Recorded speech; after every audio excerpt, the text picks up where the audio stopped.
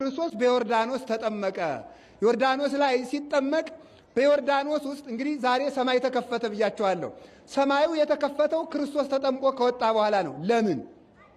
ሰይጣን የዕዳ ደብዳቤያችን ጽፎ በዮርዳኖስ ቀብሮት ነበረ።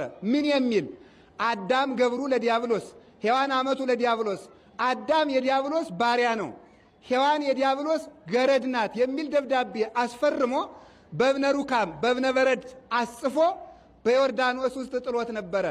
ሰይጣንን አዳምና ሔዋንን በጨለማ መጋረጃ ውስጥ አድርጎ ጨለማውን እንዳቀልላችሁ የባርነት ፊርማ ፈርሙልኝ አላቸው።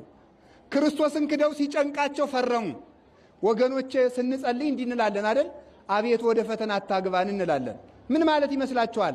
ፈተና ማለት መከራ ፈርቶ ሃይማኖትን መካድ ነው ይላሉ።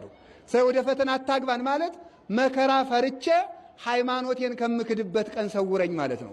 እግዚአብሔር ረሃብ ፈርተን፣ በሽታ ፈርተን፣ ጦርነት ፈርተን፣ ሰይፍ ፈርተን ክርስቶስን ከመካድ ይሰውረን። አዳምና ሔዋን ፈርተው ካዱ። ከዚያ በኋላ ተመልከቱ፣ ማንም የቆመ ቢመስለው እንዳይወድቅ ይጠንቀቅ ያለ መጽሐፍ። ለዚህ ነው እዚህ ውስጥ አሁን ሁላችንም ጀግና እንሸታለን። ችግር የደረሰበት ቀን ግን ሰው ደካማ ነው ወገኖቼ። ሰው አፈር ነው፣ ሰው ትቢያ ነው። ሁላችንም እንደነግጣለን። ፈርተን ከመካድ ይሰውረን፣ የሃይማኖት ብርታት ያድለን።